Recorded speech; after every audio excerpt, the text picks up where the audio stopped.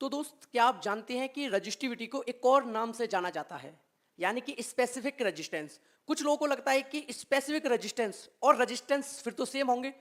तो भाई पहले तो एक बात क्लियर कर लो, रजिस्टिविटी को अनदर नेम से जाना जाता है यानी कि स्पेसिफिक रेजिस्टेंस, और जो आपका रेजिस्टेंस होता है वो रजिस्टिविटी से अलग होता है। तो कंक्लूजन ये है कि भाई स्पेसिफिक रेजिस्टेंस अलग है, रेजिस्टेंस अलग है। स्पेसिफिक रेजिस्टेंस रजिस्टिविटी है, हाँ बिल्कुल स्पेसिफिक रेजिस्टेंस ही रजिस्टिविटी है। तो यहीं से कुछ मन में बातें आती हैं जैसे कि रजिस्टिविटी और रेजिस्टेंस दोनों सेम है। तो अभी हमने बात की कि भाई नहीं, रजिस्टिविटी और रेजिस्टेंस दोनों सेम नहीं है, रजिस्टिविटी और स्पेसिफिक रेजिस्टेंस दोनों सेम है। ठीक है, तो क्या फर्क होता है ये हम बात करेंगे अपनी आज की वीडियो में। और बात करेंगे कि क्या सारे मटेरियल्स जैसे मेटल, सेमीकंडक्टर, इंसुलेटर एक्सेट्रा की रेजिस्टिविटी हमेशा बढ़ती है टेम्परेचर के इंक्रीज होने पर। जैसा कि हम लोगों ने पढ़ा था कि रजिस्टिविटी हमारी टेम्परेचर पर डिपेंड करती थी। तो हमने देखा था कि टेम्परेचर इंक्रीज होता था तो हमारी रजिस्टिविटी भी क्या होती थी, इंक्रीज होती थी। तो यहां पर क्वेश्चन मन में ये आया कि क्या रजिस्टिविटी हमेशा बढ़ेगी? जैसे कभी मेटल होगा, मटेरियल तो भाई कोई भी हो सकता है, कभी मेटल होगा, कभी सेमीकंडक्टर होगा, कभी इंसुलेटर होगा, तो क्या रजिस्टिविटी हमेशा बढ़ेगी? क्योंकि हमने एक पार्ट पढ़ा था कि टेम्परेचर बढ़ने पर रजिस्टिविटी बढ़ती है। और हम बात करेंगे कि रजिस्टिविटी की हेल्प से हम मेटल और अलॉय में फर्क बता सकते हैं, यानी कि हम चूज कर सकते हैं कि ये मेटल है और ये अलॉय है। किसके बेसिस पे? रजिस्टिविटी के बेसिस पे। तो यही सारा डिस्कशन हम आज करने वाले हैं, तो स्टार्ट करते हैं। हेलो दोस्त, जय हिंद, जय भारत। हम अपने इस चैनल पर फिजिक्स को पढ़ते हैं, सीखते हैं और समझते हैं। आज हम जो स्टार्ट करने वाले हैं अपना टॉपिक, वो टॉपिक है हमारा कि रजिस्टिविटी का या रजिस्टिविटी पर टेम्परेचर का क्या इफेक्ट पड़ता है। तो जो ये क्वेश्चंस मैंने आपको दिए, पहले तो इन्हीं की बात कर लेता हूं। जैसे पहला है, रजिस्टिविटी और रेजिस्टेंस दोनों सेम है, तो आंसर है नो। रजिस्टिविटी और स्पेसिफिक रेजिस्टेंस सेम है, तो यहां से कंक्लूजन निकला कि स्पेसिफिक रेजिस्टेंस अलग है, रजिस्टिविटी अलग है। स्पेसिफिक रेजिस्टेंस अलग है और रेजिस्टेंस अलग है। तो बात आती है कुछ फर्क होता है दोनों में, तो हाँ फर्क होता है। तो पहला फर्क तो बस मैं आपको यही बोल दूंगा मेरे भाई, रेजिस्टेंस की ऐसा यूनिट होती है ओम और रजिस्टिविटी की ऐसा यूनिट होती है ओम मीटर। अब दोनों की यूनिट अलग अलग है तो ऑब्वियसली फर्क समझ आ गया कि दोनों ही अलग अलग क्वांटिटीज हैं। ठीक है, तो वो हम बात करेंगे। और हम बात करेंगे क्या सारे मटेरियल, ये वाला जो हमारा डाउट है ये क्लियर हो जाएगा आज के टॉपिक में कि भाई जो टेम्परेचर है उसका क्या इफेक्ट पड़ेगा। आज का हमारा टॉपिक यही है, तो स्टार्ट करते हैं आज का टॉपिक। अपना टॉपिक है ये क्लास 12th का चैप्टर 3 का जो करंट इलेक्ट्रिसिटी है उसका एक टॉपिक है, टेम्परेचर डिपेंडेंस ऑफ रजिस्टिविटी। यानी कि जो रजिस्टिविटी है उस पर टेम्परेचर किस तरीके से डिपेंड करता है। क्योंकि हमने एक बार पढ़ा था कि भाई रेजिस्टेंस इंक्रीज करता है टेम्परेचर इंक्रीज करने का, तो क्या हमेशा करता है? यही हमारा क्वेश्चन 2 में डाउट था, तो देखेंगे। Number 1, the resistivity of any material depend on the number density n, free electron and the mean collision of time tau. यानी कि जो हमारे रजिस्टिविटी है किसी भी मटेरियल की, अब वो चाहे मटेरियल मेटल हो, फिर वो चाहे मटेरियल एलॉय हो, फिर वो चाहे मटेरियल सेमीकंडक्टर हो, तो जो हमारी रजिस्टिविटी हो डिपेंड करती है नंबर डेंसिटी पे, यानी number of electrons per unit volume कितने हैं, और डिपेंड करती है मीन कॉलिजन टाइम, यानी कि जो कोलाइड होने में एवरेज रिलैक्सेशन टाइम लगता है। इन दो बातों पर तो एक फॉर्मूला था rho equals to m N E square tau. ये फॉर्मूलाज देखो मेरे भाई आप लोगों को याद होने चाहिए, क्योंकि आप लोगों ने पढ़ा था रेजिस्टेंस का फॉर्मूला, रेजिस्टेंस इक्वल्स टू था M L N E square tau A, अगर याद हो तो वहां से निकला था रजिस्टिविटी का, ये रेजिस्टेंस का फॉर्मूला था। और अभी हमने सीख लिया कि रजिस्टिविटी अलग है, रेजिस्टेंस अलग है, तो आपको इसको सारे फॉर्मूला याद होने चाहिए। इसीलिए मैं आपसे रिक्वेस्ट करूंगा कि मेरी वीडियोस को भाई सीक्वेंस में देखो, क्योंकि मेरी सारी वीडियोस प्रीवियस लेक्चर से कनेक्ट रहती हैं। क्लियर है? तो रो इक्वल टू होता है m N E square tau A. इस फॉर्मूले को देखते हुए समझ आ रहा है कि जो रजिस्टिविटी है वो डिपेंड कर रही है एम पर यानी कि मास पर, एन पर यानी कि number of electron per unit volume, या नंबर डेंसिटी बोल सकते हैं, ई स्क्वायर यानी कि चार्ज पर, और एवरेज रिलैक्सेशन टाउ यानी कि टाइम पर। तो देखो m कांस्टेंट है, m क्या है? कांस्टेंट है। e कांस्टेंट है क्योंकि charge on an electron, E square जो है वो कांस्टेंट है ऑब्वियसली, क्योंकि एक इलेक्ट्रॉन पर चार्ज है वो तो वेरी करेगा नहीं, तो यहां वेरी कर सकता है एक n और एक टाउ। तो इन्होंने फर्स्ट पॉइंट में ये बोला मेरे भाई कि जो रजिस्टिविटी है आपकी वो किस पर डिपेंड कर रही है, वो डिपेंड कर रही है एक तो नंबर डेंसिटी पर यानी n पर, और दूसरा टाउ पर, क्योंकि यही दो चीज वेरी कर सकती है, बाकी चीजें तो कांस्टेंट है, आप लोग देख सकते हो। बात समझ आई? अब बात करते हैं कि टेम्परेचर के बढ़ने पर इन दोनों पर क्या फर्क पड़ेगा, क्योंकि जैसे ही हम स्टडी कर लेंगे कि टेम्परेचर के बढ़ने पर इन दोनों में ये फर्क पड़ता है, उसी के अकॉर्डिंग रजिस्टिविटी चेंज हो जाएगी। ठीक है, मेटल्स में बात करते हैं सबसे पहले। ठीक है, फॉर्मूला यही रहेगा रजिस्टिविटी का। अलग अलग मटेरियल्स आएंगे हम। नंबर 1 हमारा कौन है? मेटल। मेटल में क्या होता है? For metals the number density n of free electron is almost independent of the temperature. यानी जो आपके मेटल्स होते हैं, कॉपर हो गया, एल्यूमिनियम हो गया, जो ये मेटल्स होते हैं इनके अंदर जो एन होता है यानी कि free electron per unit volume, यानी कि नंबर डेंसिटी जो होता है वो इंडिपेंडेंट होता है टेम्परेचर के। यानी इनके पास तो वैसे ही भरमार होती है फ्री इलेक्ट्रॉन की, मेटल्स के पास तो मेरे भाई फ्री इलेक्ट्रॉन की भरमार होती है, बहुत सारे होते हैं, तो टेम्परेचर के बढ़ने पर ऐसा नहीं है फ्री इलेक्ट्रॉन और ज्यादा जाते हैं, पहले से ही होते हैं। तो इन्होंने कहा कि भाई number of free electron per unit volume या इलेक्ट्रॉन डेंसिटी पे कोई फर्क नहीं पड़ता, किसका, टेम्परेचर का। तो जब एन पे फर्क नहीं पड़ता तो रह गया अकेला टाउ, यानी रजिस्टिविटी डिपेंड करेगी सिर्फ और सिर्फ टाउ पर। किस पर डिपेंड करेगी? टाउ पर। ये बात समझ आ गई? क्योंकि भाई एन तो आपका इंडिपेंडेंट बोल ही दिया इन्होंने मेटल के अंदर की फ्री इलेक्ट्रॉन डेंसिटी जो आपका एन है वो तो इंडिपेंडेंट हो गया टेम्परेचर के। तो अब बचा कौन? टाउ, क्योंकि दो ही चीजों पर रजिस्टिविटी डिपेंड कर रही थी, एक एन पर यानी free electron per unit volume और एक दूसरा एवरेज रिलैक्सेशन टाइम पर। तो आगे बात करते हैं, एज टेम्परेचर इंक्रीजेस, जैसे ही टेम्परेचर इंक्रीज होगा तो जो एवरेज रिलैक्सेशन टाइम है वो डिक्रीज होगा। एक बात बताओ, इस इलेक्ट्रॉन को, किसी भी इलेक्ट्रॉन को दूसरे इलेक्ट्रॉन से कोलाइड करने में मान लो कुछ एक्स टाइम लगता है। अब आपने टेम्परेचर बढ़ा दिया, टेम्परेचर बढ़ते क्या होता है? इसकी स्पीड बढ़ जाएगी, तो स्पीड बढ़ जाएगी तो क्या होगा? जल्दी से जाएगा। अब जल्दी से जाएगा इसका मतलब क्या है? टाइम घट गया, टाइम कम हो गया, एवरेज रिलैक्सेशन टाइम। अब हमें दिख रहा है कि रजिस्टिविटी जो टाउ है उसके क्या इनवर्सली प्रोपोर्शनल, तो टाउ डिक्रीज होते ही रजिस्टिविटी इंक्रीज कर जाती है। यानी कि हमारे मेटल्स के अंदर टेम्परेचर को बढ़ाओगे तो रजिस्टिविटी बढ़ेगी। तो याद है ना जो ये क्वेश्चन था हमारा कि भाई क्या सारे मटेरियल्स में रजिस्टिविटी हमेशा बढ़ती है? तो सारे मटेरियल की तो नहीं पता मेरे भाई, लेकिन फिलहाल हम मेटल की जरूर कह देंगे कि मेटल के अंदर टेम्परेचर बढ़ने पर रजिस्टिविटी बढ़ती है। अब सेमीकंडक्टर इंसुलेटर की भी बात कर लेंगे, ठीक है। तो आगे हमसे बोला है कि and also the amplitude of vibration of the metal ion increases, ठीक है। उनका वाइब्रेशन इंक्रीज होता है, उनकी स्पीड इंक्रीज होती है, उनकी स्पीड इंक्रीज होने की वजह से एवरेज रिलैक्सेशन टाइम घटता है और आपकी रजिस्टिविटी बढ़ जाती है। क्लियर है मेरे भाई? वीडियो को पॉज करके नोट डाउन कर लो। मैं पहले बता रहा हूं, जब भी मेरी वीडियोस देख रहे हो मैं इस तरीके से पढ़ा रहा हूं, इस मेथड से पढ़ा रहा हूं कि एक नोटबुक लेके बैठो, पेन लेकर बैठो। मैं हर स्लाइड के बाद आपको टाइम देता हूं नोट डाउन करने का। पहले पूरा समझो, साथ साथ मत लिखो, पहले पूरा समझो, जल्दी से नोट डाउन कर लो, फिर आगे बढ़ो। क्लियर है? नोट डाउन कर लो वीडियो पॉज करके। क्लियर है भाई? ठीक है, अब तो नोट डाउन हो गया। अब आगे बात कर लेते हैं। इतना तो क्लियर हो गया कि एवरेज रिलैक्सेशन टाइम डिक्रीज कर गया। क्यों डिक्रीज कर गया? क्योंकि वाइब्रेशन तेजी से होने लगा टेम्परेचर के इंक्रीज होते ही। अब आगे बोला गया है कि the mean collision time tau decreases, यानी कि जो मीन कोलिजन है, जो टाइम लग रहा था एक इलेक्ट्रॉन को दूसरे इलेक्ट्रॉन से कोलाइड करने में, वो डिक्रीज कर गया। अब उसके डिक्रीज करते ही क्या होगा? Hence the resistivity of metal rho, यानी कि रजिस्टिविटी किस तरीके से डिपेंड कर रही है? इनवर्सली प्रोपोर्शनल है किसके? रिलैक्सेशन टाइम के। तो रिलैक्सेशन टाइम आपका डिक्रीज किया, रजिस्टिविटी इंक्रीज कर जाएगी। तो वही किया है, the resistivity of metal increases, the resistivity of metal increases and the conductivity decreases। और कंडक्टिविटी डिक्रीज हो जाती है। आप लोगों को पता होगा कि रजिस्टिविटी और कंडक्टिविटी एक दूसरे का रेसिप्रोकल। अगर रजिस्टिविटी बढ़ रही है तो ऑब्वियसली कंडक्टिविटी कम हो रही होगी, रजिस्टिविटी कम हो रही है कंडक्टिविटी बढ़ रही होगी। तो इन्होंने साथ में बता दिया है कि रजिस्टिविटी इंक्रीज हुई तो the conductivity decreases with the increase in temperature, यानी टेम्परेचर के इंक्रीज करने पर रजिस्टिविटी हमारी क्या हो गई? इंक्रीज कर गई। क्लियर है मेरे भाई? आगे बढ़ते हैं। For most of the metals, mostly metals के साथ, क्योंकि मेटल्स की बात हो रही है, resistivity increases linearly in with the increase in temperature, यानी कि टेम्परेचर के बढ़ने के साथ साथ जो रजिस्टिविटी है वो लीनियरली बढ़ती है। लीनियरली मतलब है थोड़ा थोड़ा टेम्परेचर बढ़ता है, थोड़ा थोड़ा रजिस्टिविटी बढ़ती है, यानी ग्राफ लीनियरली मिलेगा, ठीक है। In around and above the room temperature, यानी जो ये बात हो रही है किसके आसपास हो रही है? रूम टेम्परेचर के आसपास, 20 से 25 डिग्री सेल्सियस के आसपास, 27 डिग्री सेल्सियस के आसपास, ठीक है। तो रूम टेम्परेचर के आसपास होती है। In such cases resistivity rho at any temperature T is given by, यानी कि इस टेम्परेचर पर, यानी कौन से टेम्परेचर पर जो बात कर रहे हैं कि temperature around and above the room temperature, room temperature के अराउंड और उससे थोड़ा सा अबव जो रजिस्टिविटी होगी किसी भी टेम्परेचर टी पर वो कितनी होगी। तो यहां पर इन्होंने एक एक्सप्रेशन दे दिया, कह सकते हो फॉर्मूला दे दिया जो कि आपको बताएगा रजिस्टिविटी कितनी होगी। तो यहां से साफ साफ दिख रहा है कि रजिस्टिविटी इक्वल्स टू होगी rho equals to rho naught 1 plus alpha T minus T naught. ये आपका फॉर्मूला हो गया कि रूम टेम्परेचर है उससे अबव किसी भी टेम्परेचर टी पर कितनी रजिस्टिविटी होगी। क्लियर है मेरे भाई? लेकिन अब आप लोगों के मन में बस एक बात आ रही होगी कि ये एक्सप्रेशन है वो तो ठीक है, लेकिन इसके अंदर जो टर्म यूज हो रहे हैं वो थोड़ा क्लियर नहीं है। तो वन बाय वन क्लियर करता हूं, ध्यान से समझना। ये आपकी रजिस्टिविटी है, क्या है आपकी? रजिस्टिविटी, ठीक है, यानी कि रो नॉट जो है आपका वो है आपकी इनिशियल रजिस्टिविटी। भाई रजिस्टिविटी इंक्रीज हो रही है ना टेम्परेचर के साथ साथ। मान लो किसी टेम्परेचर पे बात हुई, इतनी रजिस्टिविटी है, टेम्परेचर बढ़ गया तो रजिस्टिविटी बढ़ेगी। तो जो रो नॉट है ये आपकी ओरिजिनल रजिस्टिविटी, कह सकता हूं ओरिजिनल जो पहले है, ओरिजिनल रजिस्टिविटी या बढ़ने से पहले की, तो ये हो गया ओरिजिनल रजिस्टिविटी। तो ऐसा कोई वर्ड नहीं है ओरिजिनल रजिस्टिविटी, बट मैं कह सकता हूं कि रो नॉट, अगर रो आपकी प्रेजेंट रजिस्टिविटी है तो पुरानी वाली रजिस्टिविटी रो नॉट होगी। 1 तो कांस्टेंट है, अल्फा ये होता है कोफिशिएंट, अभी हम बात करेंगे कोफिशिएंट क्या होता है, ठीक है। तो अल्फा एक कांस्टेंट है, कोफिशिएंट होता है, आगे बात कर लेंगे।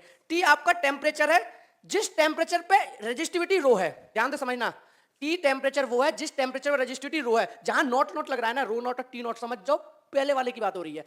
रो नॉट यानी रजिस्टिविटी पहले कितनी थी, टी नॉट यानी टेम्परेचर पहले कितना था। तो टी नॉट क्या हो गया? जब रजिस्टिविटी रो नॉट थी। टी नॉट टेम्परेचर कब है? जब रजिस्टिविटी आपकी रो नॉट थी।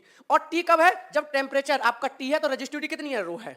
तो बात समझ आई यहाँ पे, क्या बात समझ आई, फिर से समझा देता हूं कि आपका टेम्परेचर था टी नॉट, देखो ध्यान दे, कहानी बना रहा हूं समझना, आपका टेम्परेचर था टी नॉट, उस टाइम पर रजिस्टिविटी थी रो नॉट, तो आपने क्या किया, टेम्परेचर को इंक्रीज किया टी तक, तो टी नॉट से टेम्परेचर बढ़ा टी तक, तो रजिस्टिविटी रो नॉट से हो गई रो।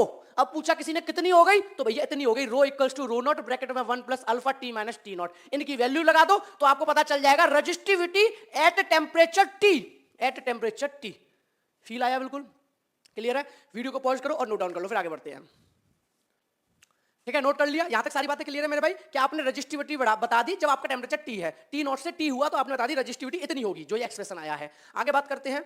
अब आगे हमसे बोला है we are rho naught is the resistivity at lower reference, rho naught is the resistivity of lower reference temperature T naught. तो मैंने वही बोला था कि जो रो नॉट है आपकी वो रजिस्टिविटी है जब आपका टेम्परेचर कितना आता है, टी नॉट, तो उन्होंने वही बोला है lower reference temperature T not है, यूजुअली 20 डिग्री सेल्सियस। तो जो ये टेम्परेचर की बात कर रहे हैं ना स्टार्टिंग वाला, वो 20 डिग्री सेल्सियस की बात कर रहे हैं। अब 20 डिग्री सेल्सियस से टेम्परेचर ने बढ़ना शुरू किया, यानी 25, 27, 28, 29, तो तब तक की ये बात कर रहे हैं। तो यूजुअली टी नॉट कितना है, 20 degree Celsius, and alpha is the coefficient of resistivity.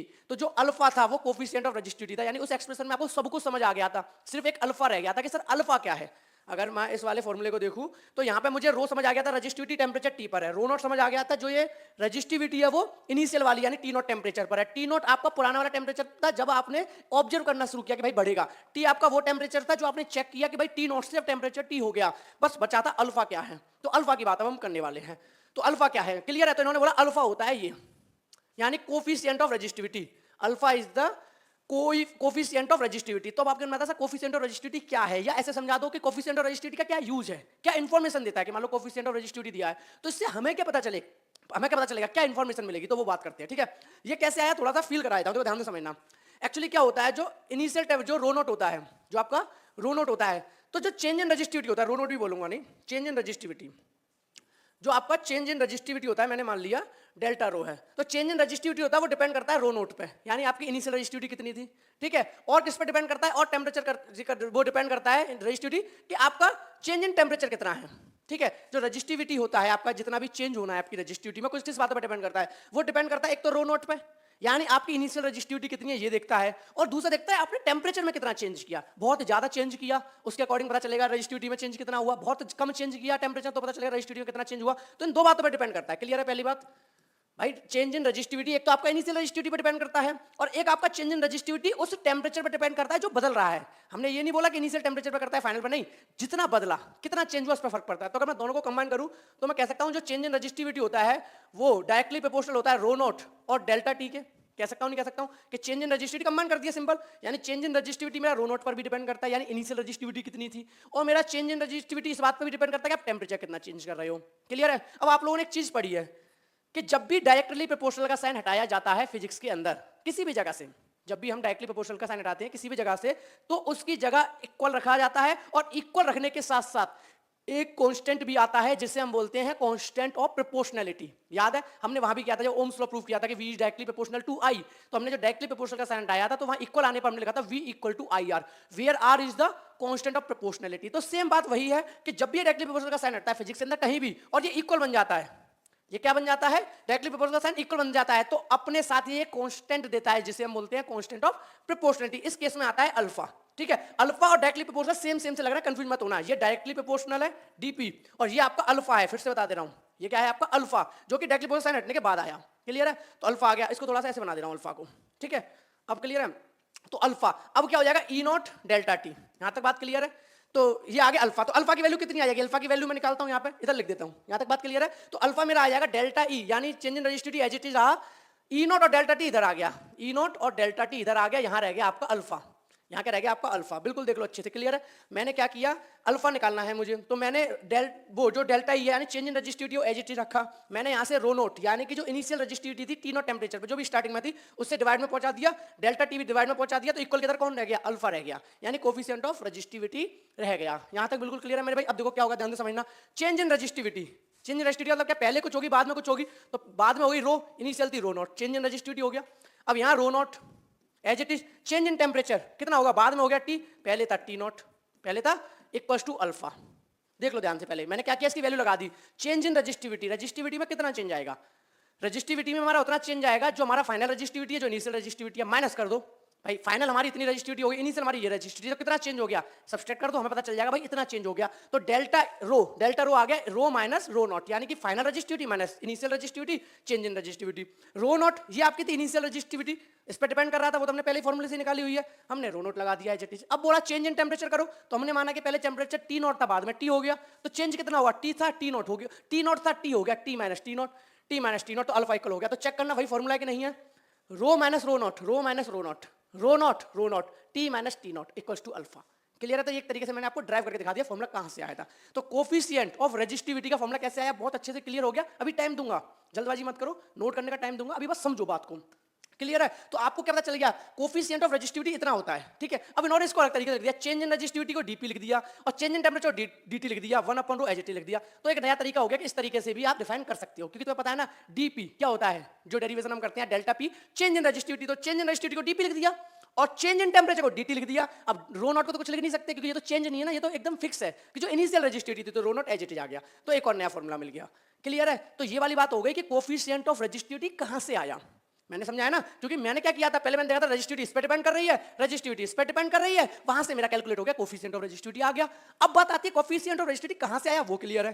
Coefficient of resistivity को मैथमेटिकली कैसे एक्सप्रेस करते हैं, वो क्लियर है भाई, ऐसे करते हैं। अब बात आता है सर थोड़ा समझा दो, कोफिशिएंट ऑफ रेजिस्टिविटी से इंफॉर्मेशन क्या मिलती है, उसका काम क्या है, वो बात करते हैं। देखो ध्यान से, the temperature coefficient of resistivity alpha, जो आपका ये टेम्परेचर कोफिशिएंट है रेजिस्टिविटी का alpha, may be defined as the increase in resistivity per unit resistivity per degree rise in the temperature. तो क्या है, increase in resistivity per unit resistivity, per unit resistivity को हटा दो, per unit degree rise in temperature. ध्यान से समझना क्या बोलना चाहता हूं, सिंपल भाषा में समझाऊंगा बहुत बिल्कुल ही, ठीक है। कि the temperature coefficient resistivity alpha may be defined as the increase in resistivity per unit resistivity per degree rise in temperature. यानी आपका टेम्परेचर मान लो 1 डिग्री सेल्सियस बढ़ा, तो रेजिस्टिविटी कितना चेंज हुई, आपका टेम्परेचर 1 डिग्री सेल्सियस, रेजिस्टिविटी ज्यादा चेंज हुई, आपका टेम्परेचर 1 डिग्री सेल्सियस चेंज हुआ, रेजिस्टिविटी बहुत ज्यादा चेंज हुई, तो पर डिग्री सेल्सियस में कितनी रेजिस्टिविटी चेंज होती है, इस बात को बताता है हमारा कोफिशिएंट ऑफ रेजिस्टिविटी।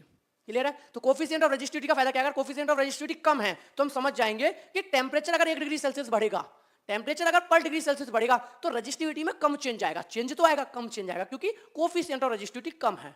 तो पहली बात समझ आएगी कोफिशिएंट ऑफ रेजिस्टिविटी ने क्या इंफॉर्मेशन दी। अगर कोफिशिएंट ऑफ रेजिस्टिविटी बहुत बड़ा है, बहुत ज्यादा बड़ा है, तो हम कहेंगे कोफिशिएंट ऑफ रेजिस्टिविटी अल्फा बड़ा है। इस बात का मीनिंग ये है कि जब हम पर डिग्री सेल्सियस टेम्परेचर बढ़ाएंगे, जब हम यूनिट डिग्री सेल्सियस टेम्परेचर बढ़ाएंगे, तो हमारा रेजिस्टिविटी में चेंज ज्यादा आएगा। थोड़ा सा फील हुआ, टेम्परेचर इधर भी कम, एक पर डिग्री सेल्सियस चेंज हुआ, रेजिस्टिविटी कम बदली, यहां भी पर डिग्री सेल्सियस टेम्परेचर चेंज हुआ, यहां रेजिस्टिविटी ज्यादा बढ़ी। तो इस तरीके से रेजिस्टिविटी कम बढ़ी, रेजिस्टिविटी ज्यादा बढ़ी, इसके बेसिस पे पता चलता है, मैं किसके बेसिस पे, कोफिशिएंट ऑफ रेजिस्टिविटी के बेसिस पे। क्लियर है? तो आइडिया हो गया कोफिशिएंट ऑफ रेजिस्टिविटी का इंफॉर्मेशन देता है कि पर डिग्री सेल्सियस में कितनी रेजिस्टिविटी में चेंज आया। क्लियर है? वीडियो को पॉज करके नोट डाउन कर लो, कोई भी डाउट हो कमेंट सेक्शन में कमेंट करके बता सकते हो, ठीक है। पहले ध्यान रखना, पहले ये वाला पार्ट लिखना था, फिर उसको मैंने यहाँ पे क्लियर किया है, ठीक है। ये फिर ये और फिर ये तो फॉर्मूला यहाँ पे लिखा हुआ था, नोट कर लो। क्लियर है मेरे भाई? यहां तक नोट डाउन हो गया। यानी कि जो आपका टेम्परेचर कोफिशिएंट है रेजिस्टिविटी, यानी कि अल्फा, वो कितना है, defined as the resistivity per unit resistivity per degree rise in temperature, यानी resistivity per unit resistivity per degree rise in temperature. तो रेजिस्टिविटी और टेम्परेचर। क्लियर है? आगे बढ़ते हैं। अब आगे हमसे क्या बोला गया है कि द यूनिट ऑफ अल्फा, यानी टेम्परेचर कोफिशिएंट इज पर degree centigrade for metal, alpha is positive. यानी पहले तो बात कर लेते हैं यूनिट की, तो उन्होंने यूनिट क्या बोली, per degree centigrade. Per degree centigrade कैसे आई, देखो अल्फा इक्वल्स टू क्या था, alpha equals to the change in resistivity divided by resistivity rho naught और टी माइनस टी नॉट, यही तो था मेरा भाई फॉर्मूला, ठीक है। तो यहाँ से पर डिग्री सेंटीग्रेड कैसे आ गया, देखो पर डिग्री सेंटीग्रेड कैसे आएगा, हमें अल्फा की यूनिट निकालनी है, तो हमें पता है जो भी आपकी क्वांटिटी यूज हो रही है उनको किस में रख दो, अपनी यूनिट में रख दो। तो देखो ये हो जाएगा ओम मीटर या ओमेगा मीटर, ऊपर भी रेजिस्टिविटी चेंज इन रेजिस्टिविटी रहेगा तो ओम मीटर ही, नीचे भी रो नॉट है यानी ओम मीटर, और एक ये डिग्री सेल्सियस और एक ये डिग्री सेल्सियस। अब आपको दिख रहा है साफ साफ मेरे भाई, ओम मीटर से ओम मीटर क्या हो जाएगा, कट जाएगा, ओम मीटर से ओम मीटर कट जाएगा, तो क्या बचेगा आपका, यहाँ बचा डिग्री सेल्सियस, तो ओम मीटर से ओम मीटर कट गया, क्योंकि तो रेजिस्टिविटी की यूनिट को काटेगी ना, रेजिस्टिविटी की यूनिट को क्या करेगी, कट करेगी, तो बचा क्या, बस टेम्परेचर में चेंज, और टेम्परेचर चेंज क्या होगा, डिग्री सेल्सियस, तो इसलिए यूनिट क्या आ गई, पर डिग्री सेंटीग्रेड, यानी सेल्सियस का इनवर्स, डिग्री सेंटीग्रेड इनवर्स भी बोल सकते हैं, डिग्री सेंटीग्रेड -1 यानी 1 डिग्री सेल्सियस है। क्लियर है मेरे भाई? तो ये उसकी हो गई क्या, यूनिट ऑफ अल्फा। आगे बोला है for metal alpha is positive, metals के लिए अल्फा पॉजिटिव होता है। अल्फा पॉजिटिव होता है, इस बात का मीनिंग क्या है वो थोड़ा सा समझ लो। देखो भाई, अगर रेजिस्टिविटी आपकी, हमने क्या बोला, टेम्परेचर बदलेगा तो रेजिस्टिविटी बदलेगी, ठीक है, यही तो था अभी जो फॉर्मूला पड़ा अल्फा का, उसने क्या बोला था, अल्फा ने बोला था टेम्परेचर बदलने पर रेजिस्टिविटी बदलती है, वो इस पर डिपेंड करती है।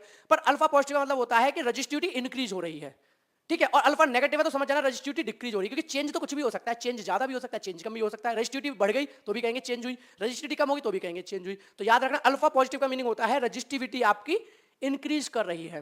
तो यहां जैसा इन्होंने बोला है कि alpha is positive for metal, यानी मेटल्स के लिए रेजिस्टिविटी बढ़ती है, और वो बात हम पहले कर चुके थे कि मेटल्स की रेजिस्टिविटी बढ़ती है। तो मेटल्स की तो बात हो गई, अभी और मटेरियल की बात करेंगे कि भाई उनमें क्या रेजिस्टिविटी के साथ होता है, क्योंकि हमारा तो टॉपिक ही यही है कि टेम्परेचर डिपेंडेंस, टेम्परेचर कैसे डिपेंड कर रहा है या टेम्परेचर कैसे अफेक्ट कर रहा है रेजिस्टिविटी को।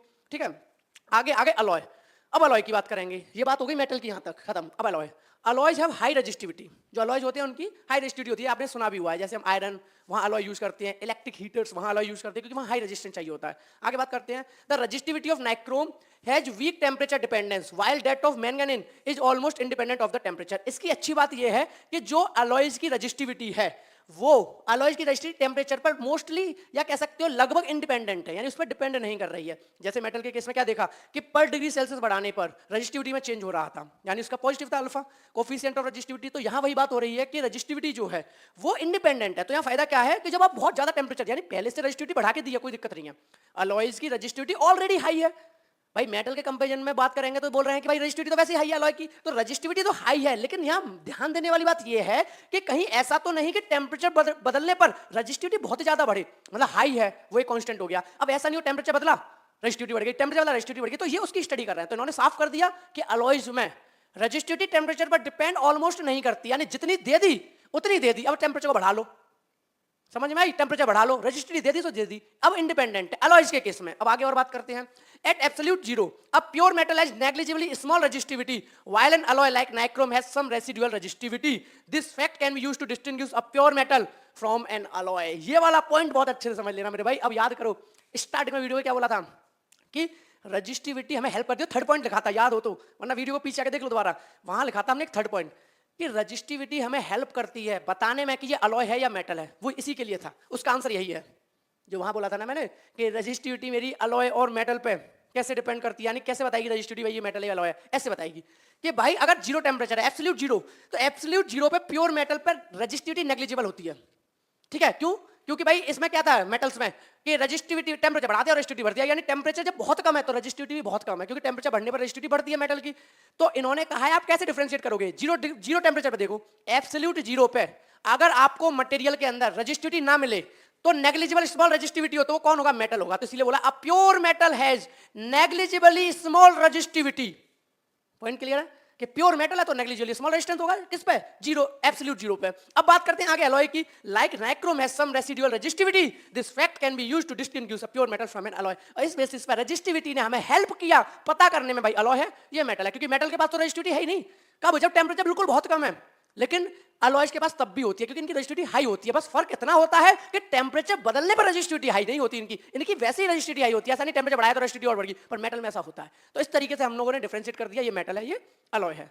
क्लियर है? तो अलॉय के बारे में क्या बात सीखी, अभी तक दो बात सीखी, पहली कि अलॉय के पास ऑलरेडी हाई रेजिस्टिविटी होती है और ये टेम्परेचर पे ऑलमोस्ट इंडिपेंडेंट होती है, टेम्परेचर पर डिपेंड नहीं करते। आगे इन्होंने एक फॉर्मूला दिया है RT = R0 1 + अल्फा टी, यानी कि इन्होंने बोला है कि अगर आप किसी भी टेम्परेचर T डिग्री सेल्सियस पे निकालना भी चाहते हो कि कितना रेजिस्टेंस चेंज हुआ है, किसका, मतलब अलॉयज का, तो आप ऐसे निकाल सकते हो RT resistance at T degree Celsius, mention कर दिया मैंने, RT बताएगा resistance at T degree Celsius, R0 बताएगा the resistance at 0 degree Celsius, क्योंकि हम लोग कहां से लेके आ रहे हैं, 0 डिग्री सेल्सियस से लेके जा रहे हैं, तो R0 0 डिग्री सेल्सियस, यानी ऑलरेडी कुछ ना कुछ होगा। और T rise in temperature, T हमें बताएगा कितना टेम्परेचर राइज हुआ है। इस तरीके से इस एक्सप्रेशन लगाने का हमें पता चल जाएगा कि T टेम्परेचर पर 0 डिग्री सेल्सियस से जाने के बाद कितना रेजिस्टेंस इंक्रीज हुआ है, वो ये इंफॉर्मेशन दे देगा। क्लियर मेरे भाई? वीडियो को पॉज करो और इसे नोट डाउन कर लो सारे टॉपिक को, ठीक है मेरे भाई, नोट डाउन कर लिया। अब आगे बढ़ते हैं, तो ये बात होगी हमारी मेटल की और अलॉय की। अब आगे बात करते हैं सेमीकंडक्टर एंड इंसुलेटर्स की, यानी हम मटेरियल की तो स्टडी कर रहे हैं कि भाई टेम्परेचर बढ़ने पर मटेरियल की रेजिस्टिविटी में क्या फर्क पड़ता है। तो दो मटेरियल पढ़ लिए, एक मेटल पढ़ा एक अलॉय पढ़ा। अब आगे बढ़ रहे हैं सेमीकंडक्टर्स एंड इंसुलेटर्स, इसमें क्या होता है तो समझते हैं। In case of insulators and semiconductors the relaxation time does not change with temperature, यानी इन्होंने बोला कि इंसुलेटर्स में और सेमीकंडक्टर में टेम्परेचर बढ़ने पर रिलैक्सेशन टाइम में चेंज नहीं होता, बहुत ज्यादा चेंज नहीं होता, but the number of density of free electron increases exponentially with the increase in temperature, यानी टेम्परेचर इंक्रीज करने पर जो आपका क्या है इलेक्ट्रॉन डेंसिटी है वो इंक्रीज करता है, hence resistivity decrease exponentially with increase in temperature, यानी टेम्परेचर बढ़ने पर रेजिस्टिविटी डिक्रीज करती है। तो आपको पहला तो मैं जवाब यही दूंगा कि जो क्वेश्चन पूछा था स्टार्टिंग में वीडियो के मेरे भाई, क्या बोला था कि रजिस्टिविटी क्या हमेशा बढ़ती है? तो हमने देखा हाँ भाई मेटल की तो रजिस्टिविटी बढ़ रही थी टेम्परेचर बढ़ाने पे। फिर हमने देखा यार अलॉयज की भी रजिस्टिविटी थोड़ी बहुत तो बढ़ी रही थी, हालांकि ऑलमोस्ट इंडिपेंडेंट थी पर बढ़ी रही थी थोड़ी बहुत। लेकिन जवाब मिल गया हमेशा नहीं बढ़ती, हर मटेरियल की रजिस्टिविटी टेम्परेचर के बढ़ने पर। तो वही तो क्वेश्चन था हमारा। हमारा क्वेश्चन क्या था कि क्या हर मटेरियल की रजिस्टिविटी हमेशा बढ़ती है टेम्परेचर के बढ़ने पर? तो जवाब आ गया ना, मिल गए। सेमीकंडक्टर इंसुलेटर रजिस्टिविटी डिक्रीज करती है। तो पहले हम फॉर्मुला लिखेंगे। फॉर्मुला क्या था हमारा?